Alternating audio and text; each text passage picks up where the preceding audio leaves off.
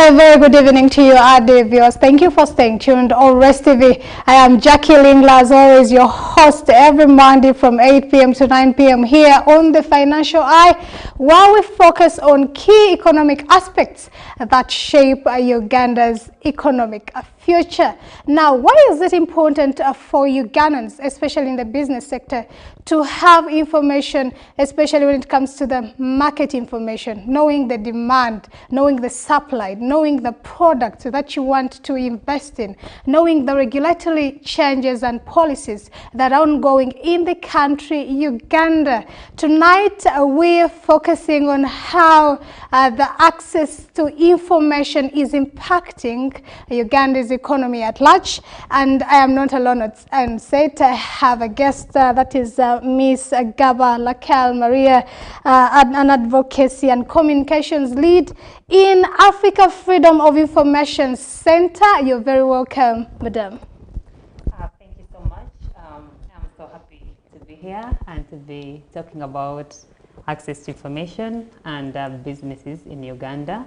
The Africa Freedom of Information Center, we are a pan-African membership-based communication organization that advocates for the right of access to information, transparency, and accountability. And our mandate is to ensure that every individual in Uganda and in Africa gets to know about their right to access information and actually exercise it in their daily life, which includes everyone in business, those out of business. Everyone must know their right and go ahead and exercise it.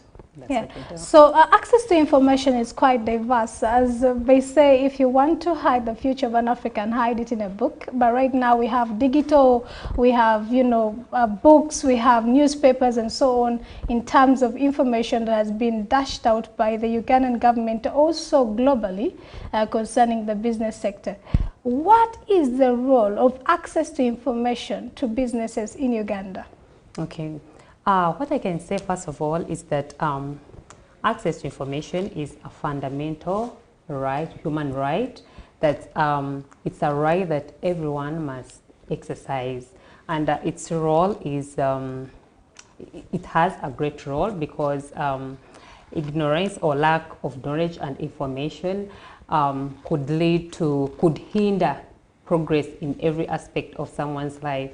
For example, if you are a business person and you do not know about a new policy that has been put in place affecting a certain sector, business sector, then you will end up doing decisions that are based on ignorance and could eventually affect your operations in business. So it's important that people in business know what is going on in their country, both nationally and globally. And more important is that as Ugandans, we have our constitution gives us a right to seek, to receive, and to impart information, which means that in our constitution in Article 41, given that everyone must have this right, means that even our government officials, our institutions, they have a mandate to ensure that people, Ugandan citizens, have the information they need to make the decisions that are important to them. Our Access to Information Act 2005 provides that government must proactively disclose information. Okay. You talked about the availability of digital platforms. Okay. We have media channels like radios. We have newspapers. We have different platforms from which Ugandans can actually access this information. Okay. But then you find that in Uganda, one of the things that hinder businesses, where you find we have very many people starting businesses, but then by the end of 5 years or even 3 years, you find most of the businesses have failed. We actually did a research in 2021 and 2022, and we found that women, for example, were among the large number that was starting businesses in Uganda, but then they were not sustainable. There were also the largest number dropping off of businesses. And one of the barriers we found was lack of access to information, in a way that there would be opportunities targeting women specifically, like the GROW program of government, but women didn't know about this program. Right now, the government of Uganda introduced a reservation scheme targeting women with public procurement. And you know, this is a very nice scheme that provides that 15% of the budgets on the central government, like for example, an entity like KCCA, 15% of all their budgets goes to women, youths, and people with disabilities if you're bidding for a government business. But then it's not being implemented simply because these groups, these special interest groups, do not know about these opportunities.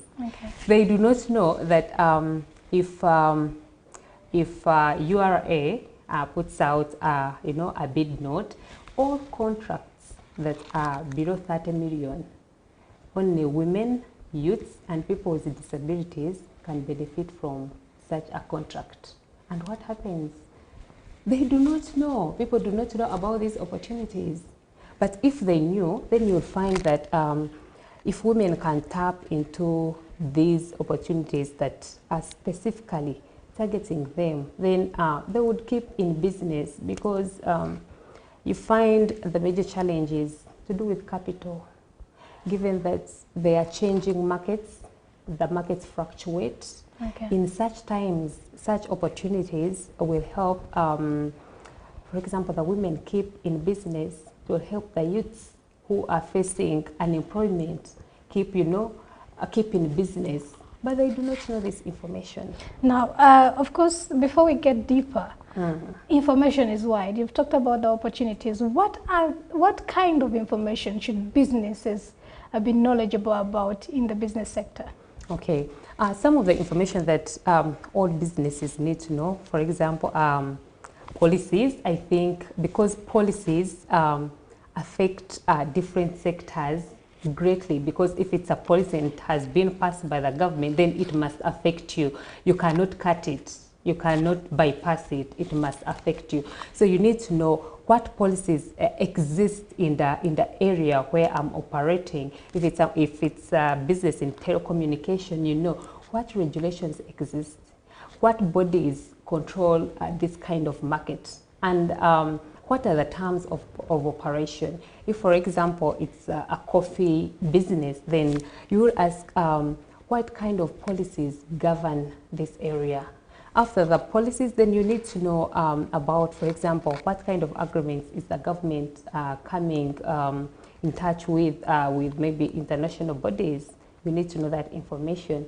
You will need to know the prices, the market trends, because then this information will help you predict. Today, prices could be very good in your business sector, in whatever sector you're dealing in, but then you need to know what will the market look like 3 years from now or 2 years from now. What is the market? You need to know, because if you do not know, and then you have competitors who know, they will beat you in the market. Yeah. So I think knowing about the policies, knowing about the market trends, knowing about the changing customer preferences, things that, people evolve. What people like today may change the next minute. People at one point were excited about phones like Samsung, Nokia, but then came the iPhone. We shifted. Before, the emphasis will be on all other things. I need to call, I need a phone to call. But now people want a phone to, to take photos. They want phones to take video calls. Video calls, you get. So if you're in that market, you're in that kind of business, and you don't understand the changing customer preferences, then you will remain analog, and the customer has moved on, and you will lose out on the business. So you need to understand how, the preferences of customers have changed over time or are likely to change over time. How should the digital platforms improve access to information when it comes to the business sector? Okay, first of all, must say digital platforms have made access to information much easier for the people that have access, to these platforms. There's also the digital divide where you find, like deep in the villages, people don't have access to internet. But if there is access to internet, you find on, for example, on social media, people are discussing business. People are discussing, the changing policies. They are debating, how they are being affected. People are discussing how, about, for example, climate change and how it's affecting people in agriculture. Okay. If you're involved, in these digital platforms, then you get information you would not have gotten if you're not utilizing these platforms. I also want to say that digital platforms have given us places like the website where an organization or a business can advertise, can talk about what they are doing, can showcase the different products they have, and people are able to tell, what a certain business is selling or dealing in, and then they will buy from there. Okay. Yeah. How is this affecting us? How is the limited access to information affecting us as an economy? I think because if people don't have information, then they don't take advantage of the opportunities. And if they don't take advantage of the opportunities, as an economy, first of all, even as government, as everyone, first of all, if we don't have a thriving economy, then we will not even have taxes. People will not be willing to pay things like IFRIs because they do not understand how is it benefiting them or how is it going to affect them. If they had information on, how this is going to affect them, how it is going to benefit them and benefit the economy at large, then they will be willing, to participate in such initiatives. But the lack of information affects their willingness. Their willingness to, to participate in such things. Also, the lack of information hinders government projects that are meant to, uplift the economy. For example, the government introduced PDM, the Parish Development Model. But when you go on ground, people are asking questions like, how much are we supposed to receive? Who is supposed to receive? Some, they just hear on radio, maybe a certain minister has talked about PDM. We are going to give you money, to develop yourselves, to do business. But then people do not have the detailed information. How much am I supposed to, to receive? Do I actually qualify to receive this money? Every time we go on the ground in communities to teach people about, their right of access to information, people keep asking, I applied at the parish, for PDM, but then they didn't give me, they didn't tell me why I didn't receive. My friends received. I don't know why they received because we are all on the same level. We have the same qualifications, but I did not receive. People need to know. People need to know about these projects. As long as they do not know, then they will not develop. And if they don't develop, we are affected as an economy. Okay. Now, for example, this year, we had information about how globally the prices of coffee had a slump. And initially, before the previous year, that is 2024, of course, Uganda, through the Uganda Coffee Development Authority, had registered very good numbers concerning coffee as the most, apart from, of course, gold, which fetched us quite a number of dollars in Uganda. Coffee was the most selling cash crop that we have in the country. And the government was calling upon farmers to adhere to planting and add value to coffee because of the market that was global. Unfortunately, the beginning of the year, the prices fell because now globally the supply was overboard. It was above the demand, the international demand. Now, with that kind of information, of course, an investor, for someone who has been dealing in coffee, you would think of diversifying your areas. And deciding maybe to put more emphasis on another cash crop. If you are looking at cocoa and you had coffee, you'd put more emphasis on another type, or maybe diversify from only the cash crops and do some other kind of industrial investment. How is the impact? What is the impact of access to information on the different businesses in the country? Yeah, what I want to think is specifically on that issue of the coffee. You see, it all comes back to, you know, lack of information. People, when you do not know, for example, you've heard that, you know, the prices of coffee are now high and people are reaping the, you know, high from it. Everyone runs to invest. Now, you need to have a certain information, for example, of okay, now that the prices are high, what's going to be the impact? Then you know that everyone is going to run to invest in this area. Okay. And what is most likely going to happen? The supply is going to be a lot, and then the prices are going to fall. Then you need to know, as a business person, what do I do in the, can I hold my, you know, my products maybe, can I keep them and I wait and sell them later? What other options do I have? Is there, can I add value addition to my product? How can I add this value? How can I learn? How can you be different from the competitors? From the competitors. And what new markets are out there? In which areas do people lack, for example, coffee? Where can I tap in? It all comes back to information. You must know where, you know, where these markets are. And if you do not know, then it means you just remain behind. Okay. And I think that's what makes the difference between people who succeed and those who fail. I think it comes back to information. People who are more informed about, you know, the market trends, who are informed on how to add value to their product, you know, will always be ahead of the game than the people who do not know. What would happen if actually everyone got an opportunity to have access to information? Then it means, you know, it is going to be even more competitive. The products are going to increase in quality because now everyone is getting, you know, new information. They know how to improve their product. They know how to look for markets. They know, you know, where to supply. So even the competition will increase. You know, the quality is going to increase. The economy is going to obviously, you know, accelerate. Okay. But lack of information cannot enable all those things. How can the government make sure that Ugandans know how important it is to have access and know this information?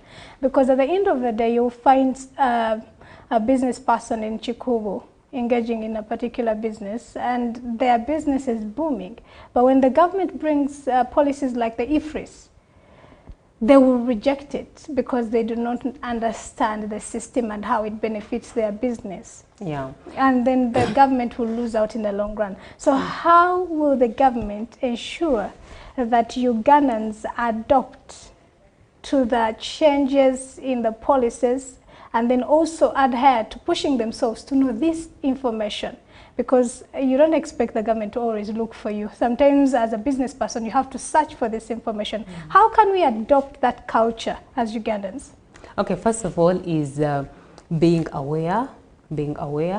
And one way of being aware, first of all, is to understand as a Ugandan that you have the right to seek, receive, and impart information. What does this mean? That every Ugandan, every citizen of Uganda has a right to ask information from any government institution. There are two ways. But do they comply? Because it is easy to state it, but is our expectations as Ugandans what we find on ground in some of these institutions? Sometimes the expectations are not met, and sometimes the expectations are met. So what happens when they are not met? Do I have a right to go and report legally? Yes. Everything in the, if I might summarize, the Access to Information Act, it provides for a way of appealing. For example, myself, I have recently filed an information request I filed to the Ministry of Finance, and I was asking about the list of people that are exempted from paying tax. And what did I want to know? I just wanted to know what reasons people who are not paying tax, what reasons? Because there's that bit of people that can be exempted from paying tax. I wanted to know, and what the Ministry of Finance responded and said, I can get that information from URA. I went ahead and filed a formal information request to the General Commission of URA, and of course they responded. The response wasn't direct. Direct. Not direct. It was direct, but not as I expected, because. So you had some information that you wanted to verify. To find, yeah, I wanted to know. I really wanted to know people who do not pay taxes and why they do not pay taxes. Though URA said that was private information, and the Act provides for you cannot violate the right to privacy. I was not contented, and what the Act says, you can appeal to the magistrate's court in that case. Our viewers, stay tuned to Rest TV. We're going to find out more on how the government can make sure that Ugandans adopt to the culture of finding this information, accessing this information for the betterment of their businesses and for the economy at large. And Jackie Lingla, we're going for a commercial break. We'll be right back.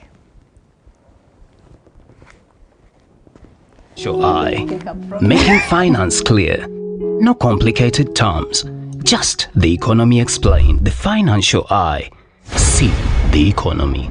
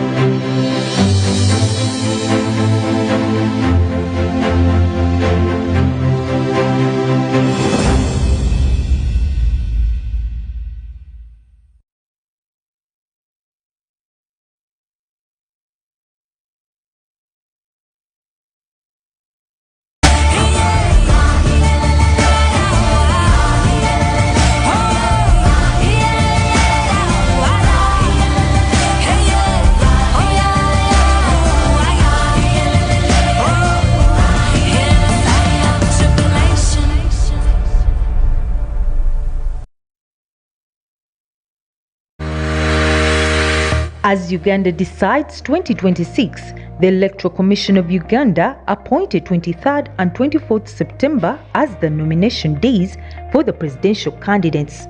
This event is going to be broadcasted live from Luareza here on Rest TV Womala.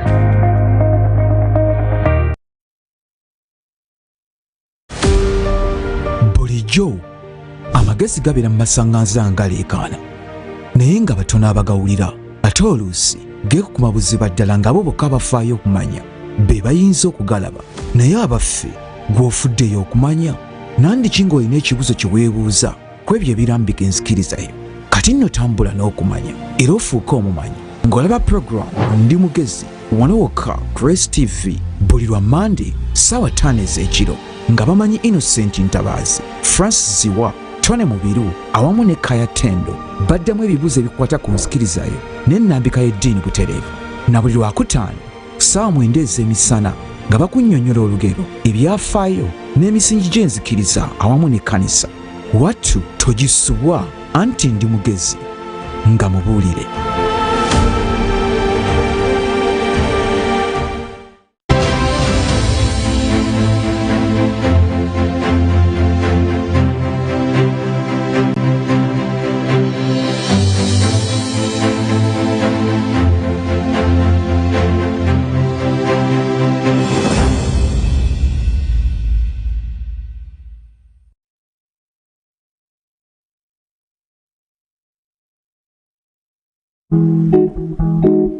The financial eye.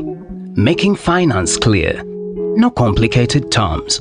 Just the economy explained. The financial eye. See the economy.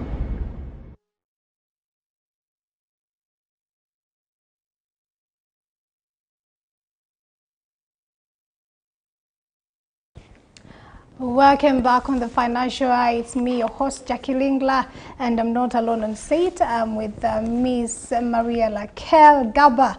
an advocacy and communications lead at Africa Freedom of Information Center here in Uganda. And today we are assessing why it is important for Ugandans to have access to information to make decisions in their business sector and how this affects the economy at large. And now earlier on we were discussing on why Ugandans should adopt the culture of reaching out to this information rather than waiting for the government to dash that information to them. And you're still explaining to us, madam. Yes, I was saying there are ways that you can get information that, for example, you may not find on the government websites or social media platforms, or information that government will not come out on radio to talk about. There's another way of formally requesting for this information, writing to the institution and requesting, for example, on information on certain policies that you may not know, as long as this information is not yet proactively disclosed. Recently, we're holding trainings in different districts, teaching people how to formally apply for information from any government institution. And I was giving you an example of the information that I requested from the ministry, and they actually responded. What we realized is that one of the hindrances is the mindset. Okay. People already now have this mentality of, government, if I request for information, government will not give me this information. However, like it didn't give you all the information you wanted. Yeah, they responded. And where they directed you where you could actually get all and that where they information. directed me, they also responded. They and you got all the information you wanted. Okay. So it takes. Also, you think that whole bureaucracy of now that longevity of waiting for information kind of demoralizes Ugandans to adhere to this culture of looking for that information. Yes, and also the other thing is that not all the time when you ask for this information you will get it, even when you have a right to get this information. We need to know why. It's still the mindset. Some of our public officials have the mindset, the secrecy, the secrecy kind of, even when it's unnecessary. Exactly. And sometimes someone will withhold information for power purposes. If I have more information, then I have power over you, because, information is power. So sometimes to exercise their power, they deny the citizens this information. However, it negatively impacts both the government and the people. Okay. There's that lack of trust that, when you introduce something like, for example, IFRIS, people will not willingly participate in it because they do not trust the government. But when you give people information as government proactively, without even them asking, for example, if you passed a policy and you go on radios, you go on TVs, on your websites and talk about this policy, what it is going to help the Ugandans, how it's going to serve them, then people are willing to actually participate. They actually get to trust your project, the different projects that you introduce. So I think for two ways. On the government side, public officials need to understand that we have the right to access information. However, it also, impacts on their operation with the citizens, because it will build trust when you give people information that they need. In business, if they have, information that they need and they thrive business-wise, the government will get access. They will have, the money to do the different projects and serve their people better. But in circumstances where the information is not readily available, and also maybe people that have this information are not willing, to put it out there, then it's where you, as a business person, you take advantage of the different tools and opportunities that are available, like social media. Okay. We have now digitalization that is slowly spreading. Almost everyone now has a smartphone. Instead of using the smartphone to just call, call your friends and, and talk about something, you could use your smartphone to do research. You could use your smartphone, to open social media platforms for your business, because then it will help you understand what people want, consumer preferences. It will help you to connect with other business people, to see what other people are doing, because people post on social media. They talk about their businesses on social media. So you could be in the same business with someone who is very, very active on social media, and you look at how they are packaging, for example, their products. You can look at how they are interacting with their customers in their inboxes or comments. You can look at how oftenly they are posting about what they are doing. Then you could pick something that you can apply to your business, so that you proactively look for solutions without having to sit and, and blame the government or blame, the economy, because, we have always complained, but then nothing changes. So as a business leader, as a business person, it's you now, to take the lead, to own your future, to own your thing, and invest in looking for this information. And what the internet has done is it has made the world a global, a global village, that you can know what someone is doing in America. You can know what businesses in UK are doing. You can know what Kenya is doing, just on the internet. So as a business person, you may not need to sit and wait, for a talk show to talk about, how to get information. Use your smartphone. See what other people in your area are doing. Okay. Search on, how is the market going? What are people doing and saying, people in your area? Then it will help you, keep on your game. Okay. If you fail to do the social media, for example, if you're in the village and you don't have... I was going to go there, because when you look at the setting of Uganda, we have the urban and the rural. The privileges the urban people have are not equivalent to what the rural person has. Now, how are the people in the rural area going to actually have access to information and become competitive? Because apparently, when we talk of agriculture, it's our rural area that is, being active there, because you will not find 20 acres of land empty in Kampala center. Yeah, true. For when it comes to agriculture production. Yeah. So true. how are our people in the village going to have that privilege, that equality of having access to information, and also remain competitive within Uganda, within the East African bloc, and also globally? Okay. What I can say on their own, for example, like people in the villages, what I actually see some of them do, which I think is a good thing for business people, especially in the village, associations. The rural associations that, are in the villages. It's people that have knowledge and information. For example, if we are talking about something and we are two, I will pick something from you and you'll pick something from me. If you're in the village and you can't, have access to a smartphone or information on the internet, take advantage of the small associations that are in those villages.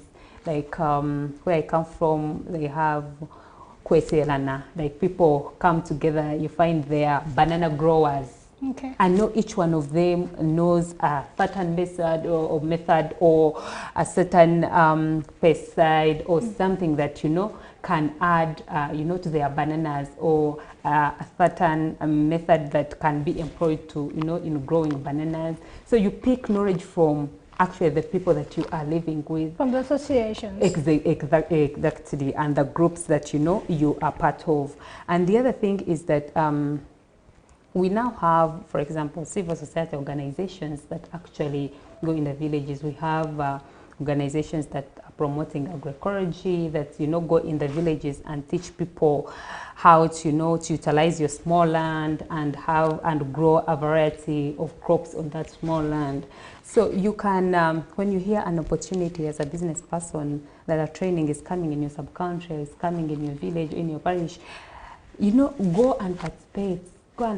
What usually happens is that in the villages, people feel like, sparing one day to go for a training, then you should have used that time to, to grow. Plow. Exactly. But then you find the knowledge you're going to get from there could actually help you yield more and, you know, use better methods in from what you have been using.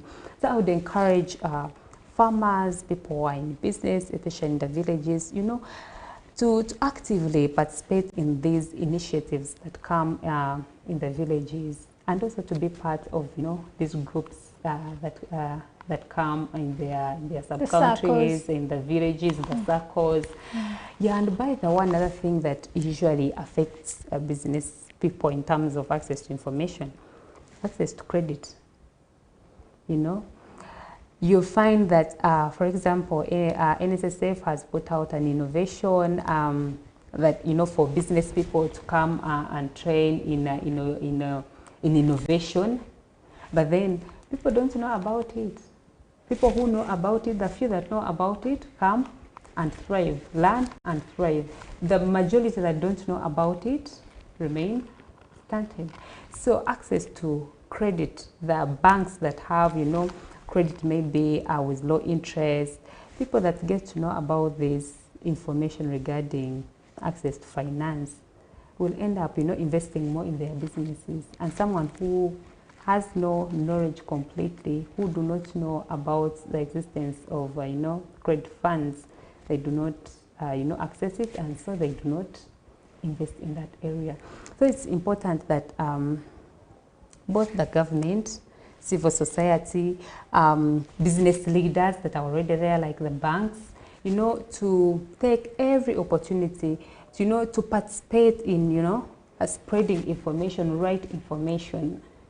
Remember, there is also now misinformation, that people can get wrong information, but if the real information holders participate, you know, in disseminating this information, the right information, then it will help the business people to, you know, to be resilient in changing times like this. Yeah. How is this limited access to information hindering us as an economy? How it is hindering us is that when business are not doing fine, then we do not have the taxes, and, you know, when we do not have the taxes, then we will not have the roads, the good roads. We will have potholes everywhere. You know, we will have people complaining in hospitals. There is no medicine. You'll find the basic services that we are supposed to receive, you know, from, for example, the government, they are not there. Maybe apart from, you know, corruption, misusing funds and what, if we do not actually put money into this public basket that can, you know, only come from the public, then the economy has no option but, you know, to fail. So it's important that, you know, people are empowered with information, they are empowered in their businesses, so that in turn, as their well-being improves, then the well-being of the economy as well gets improved. So, and I think it's everyone's responsibility, the government, the individual business leaders, religious leaders, who could take actually of the platforms that we have, you know, in church, in congregations, talk about some of these opportunities to teach people how to make money. Because if someone is praying but they have an empty stomach, you know, they will start doubting their God. They will start doubting the God that provides. So it's important that we use every platform, every opportunity to empower people with the information they need. Every opportunity and every platform. It could be in a class during a lecture, and, you know, a lecturer talks about something. It could be in church, and, you know, a religious leader talks about, you know, something like business. Because when people are not doing well financially, if their businesses are not thriving and they do not have the money, there's no way the economy can be better. People get frustrated. People start, you know, building anger towards the government, towards, you know, they start hating themselves. They start thinking of committing suicide because, you know, they are starting things and things are failing. They are starting things are failing. Yet you find if they had certain right information, then it would help them, you know, keep pushing, keep, you know, one by one, they keep in the, you know, in the system, even when things are not doing very, very, very well. yeah, as they await for the season of, when things thrive. Now, how is access to information concerning regulatory changes and policy updates affecting businesses in Uganda? Yes, it does affect them because if, for example, you do not know the changes that have been made, then you will not make informed decisions. You will also not make decisions concerning your business. You need, and also lack of information affects implementation of these policies. When people do not know about a certain policy, even its implementation. Remember, we are investing in these policies. You invest, but then you're not getting returns simply because people do not know, and so they do not participate in the implementation of these They will these invent policies. a policy. Yes, they will actually even resent it, refuse to do whatever they are supposed to do because they do not understand it. They do not know about it. It is one thing to pass a policy. It's the other to actually implement the policy. But the difference in there is, information, lack of information. If I've implemented a policy as a government, then I should also take the initiative to create awareness around this policy and how it is going to benefit the people. People are interested in knowing how the policy is going to serve them, not how it is going to mistreat them or, how the government is benefiting. Exactly, not how it's going to benefit the government. They are interested in knowing how is this policy going to serve me. I have children, I have a family, I have, and I'm relying on this business. They want to know how is this policy going to serve me. And in a situation where they do not get this information, then they start making decisions that are not very well thought through because they do not have the information to make informed decisions, and it will in turn affect their business. Whatever endeavors they are trying to do, it will affect them.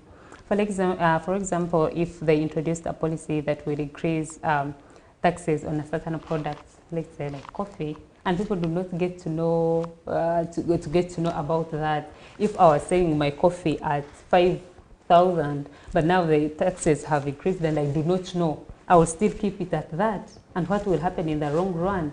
I will run out of market because then, I'm not making money. But if people get to know, then they adjust accordingly with the new change that has come. Because when policies come, something must change. Something must change around that sector where the policy has come. And so it's important that people get to know these regulatories, and they get to know the regulations and the policies that have come and how they are going to affect them and how they can adjust and adopt to the new changes. Okay. Now, as Africa Freedom of Information Center, what have you guys done to ensure that Ugandans get to know their right to information? Okay. And to improve the mindset of Ugandans to know that it is important to actually know this information for their own benefit and also for the benefit of the entire country? Okay. So what we have done as Africa Freedom of Information Center, like I had earlier said, that our mandate is to ensure that every individual in Africa gets to know their right to access information and exercises their right to information. So some of the things that we have done is to move to the grassroots people and teach them about their right to access information. We actually tell them that, you have the right to ask information regarding government projects from any government institution. And apart from that, we also teach them that government proactively discloses some of this information, and in what area, in what channels can you access this information.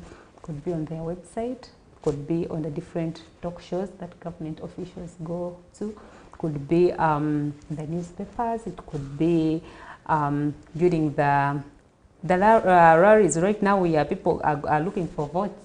That's the time to actually ask important questions, to ask what people who are contesting again, things they promised regarding, the businesses and, the different policies affecting business people. It's time to actually ask important questions when people return.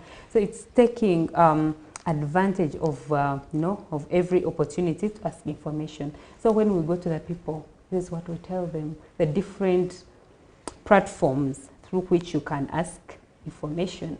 We teach them about the new platforms that, you know, that are now in existence, like social media platforms, like the websites, the different government websites where you can go and search for information.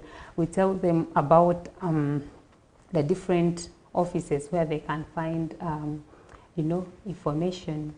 For example, recently we had a targeted training for women, and what we were doing with them was telling them how to, for example, prepare a responsive bid when the government has, you know, put out a call for bidders. How do you prepare a responsive bid that is going to compete with other bidders and you get successful? So we go in a step-by-step on, you know, how to prepare a responsive bid, how the importance of formalizing your business, what opportunities come when you decide that, you know, I'm no longer going to be informal, I'm going to register my business and then start doing business the right way. You know, people usually refuse to register their business because of the taxes. But then when you do not register your business, for example, you can't take advantage of opportunities like the reservation scheme for women. You cannot. If you don't register your business, you'll miss out on opportunities like GROW, the GROW projects that is targeting that, the special interest groups. So we educate them on the importances of, you know, doing business the right way, the opportunities that will come. Yes, the disadvantages could be there that now you're going to be paying taxes, but it's more valuable to formalize your business and, for example, compete for a bid that could earn you like, you know, 100 million or 50 million, and it could be a turnover for your, you know, for your business. Yeah. So those are some of the things that we are doing. We are also talking to the youths. Okay. Because they also have that reservation scheme that has come for with PPDA in public procurement, the 15%. So we are telling them, formalize, register your business, you know, get your name, get your business formalized, and start, you know, competing for these bids, because now you have, you know, you have this opportunity. Yeah, the other thing that we usually do as is to encourage the people to hold the government accountable for the decisions they are making. We are transparent and accountable organization, so it's important that you hold the leaders accountable, because if we get money, for example, in the economy, but people are losing it in corruption, you know, it's being misused. Who suffers at the end of the day? The grassroots person. It's the grassroots person. You'll find, you know, sorry by sorry, we are tending to a capitalist state where, you know, only a few have a lot of money, and then the majority do not have anything at all. You get. Yet, if there is equitable access to information, equitable distribution of, you know, of resources that are available, you find everyone is living at least a modest life, you know. Something happens around there. So we teach people to, you know, to not keep quiet about policies that are being, you know, passed and they're affecting the grassroots person and benefiting just a few, you know. Ask questions, because the government is supposed to be the government for the people. If you hear a policy that you think is going to, you know, to affect you and other people, then you ask. You ask. Okay. When these people come back to look for votes, you ask the questions. You ask these questions. You've been in parliament, yes. You passed this law, and you know it's going to affect us in this way. What's your plan? Or why did you participate? Or something, you know. You get interest in holding leaders accountable for the decisions they are making, especially in the business area. Okay, yeah. As we shortly wind up, Ms. Lakel, okay, could you just give your closing remarks to the viewers who are watching us tonight? All right, to the viewers that are watching us, to encourage you, to remind you and encourage you that access to information is a fundamental human right. It's your right to know what the government is doing, why it's making certain decisions, and you can ask important questions, and also to encourage you to take advantage of the different opportunities that are in place, like using the digital platforms to publicize your business, to sell your products, to learn about your consumers and the clients and their preferences, and continue holding your leaders accountable and asking them important questions that affect you. Thank you. That is well said by Miss Maria Lakel Gaba, and of course that is what we had for you tonight on the Financial Eye. As always, with Jackie Lingla, tonight we've been exploring why it is important for Ugandans at large and also policymakers to make sure that it is possible for Ugandans to have access to information. What is the impact of not having access to this information to the businesses and also to the country at large? And now those of you who have also watched us tonight, I'm sure you have been edified, you have had enough knowledge. Go to your media platforms, go to your phones, Google for information such that you can better your businesses and contribute to the economic growth of Uganda. Stay tuned on Rest TV. Till next time, every Monday at 8 p.m. to 9 p.m. with me, Jackie Lingla, on the Financial Eye. Have a very good evening. The Financial Eye, making finance clear, no complicated terms.